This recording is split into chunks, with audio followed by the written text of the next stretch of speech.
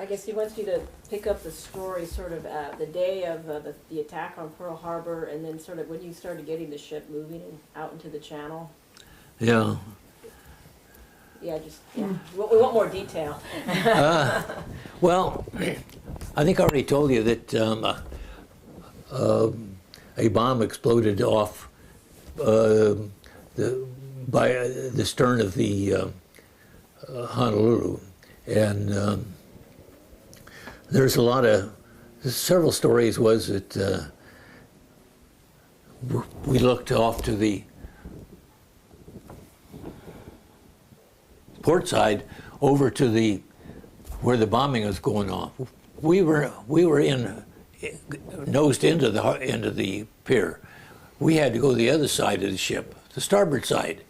So some of the stories that you hear is that the ship was one way, and they didn't say it was one way, but if you went to look, some stories said they were off over here.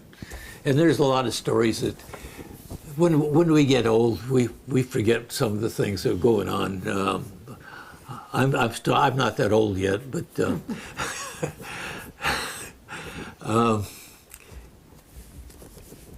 yesterday we went to. Can I tell this? Sure. We went to a. What, the band? Huh? The band? Band at Lesher's Theater, and it was from the Air Force. Air Force band. And they were there. Hundreds of them. Hundreds of them were Yeah. There was still a lot of seats, so if you didn't come, you could have come. And it was real interesting. The thing was that they had a real nice Air Force captain female that was the band leader, but she turned it over to a civilian, local high school band leader. Most of the time, he did as much, but she got up there and boy, she really wiggled. Boy, I liked her leading. She was good. He did pretty good. Some of the guys, what's that? Anyway, it was real interesting.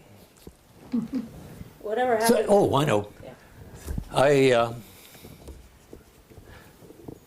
The woman that was sitting alongside of us finally says, "Well, were you on the St. Louis, or were you at Pearl Harbor?" And I said, "Yeah." I said, "My second ship was the Hope, and my main duty there was welding up the holes in the nurses' showers." She got a kick out of that.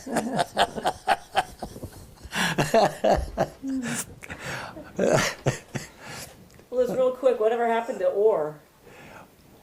Well, I don't know. Did he survive Pearl Harbor? Oh yeah, he survived, and he became one of the helmet divers. And like I say, he was one of the boxers on the ship. He never got into the things that I had to do. He was never a compartment cleaner. He never got into anything. The duties like compartment testing and air testing the different compartments and all that stuff. He was too valuable,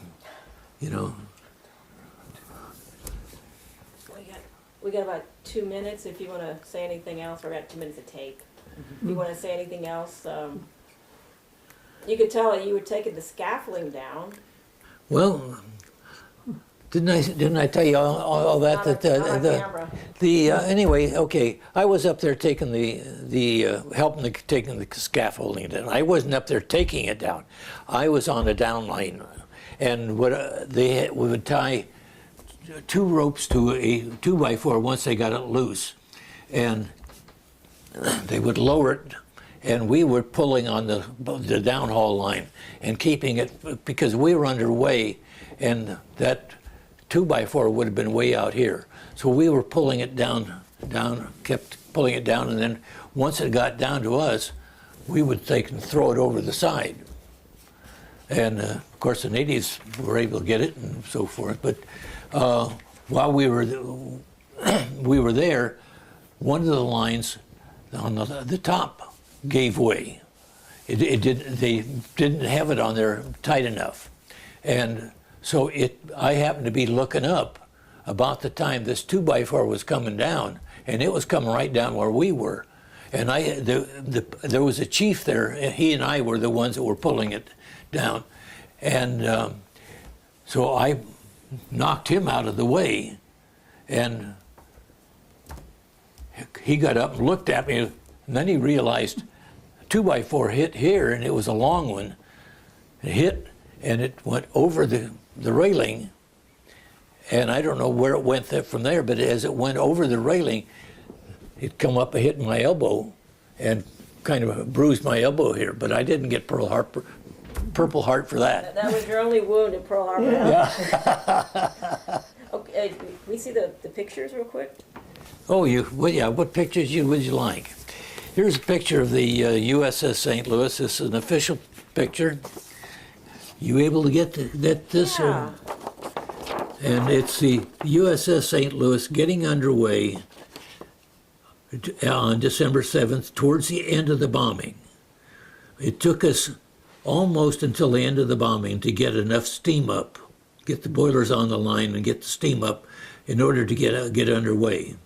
And we went out through that channel, and of course it was anywhere from a 5 to 8 knot channel that no ship was supposed to go faster than, depending on who you talk to, 5 or 8 knots. And we were probably doing 25 to 28 knots going through down that channel. We were stirring up some mud.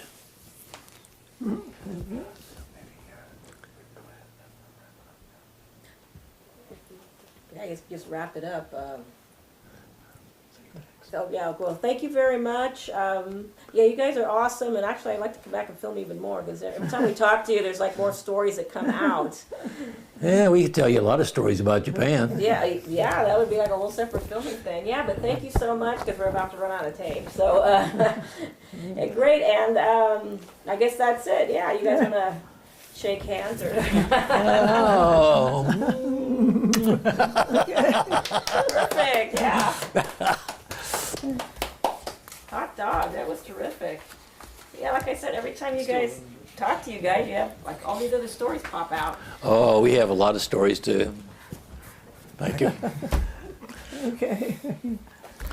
Yeah, I got a little story. It's just short. Just when we lived in Japan, they needed teachers. The town we lived in had their building or their training that's like our Annapolis and West Point, and it was in the town we lived in.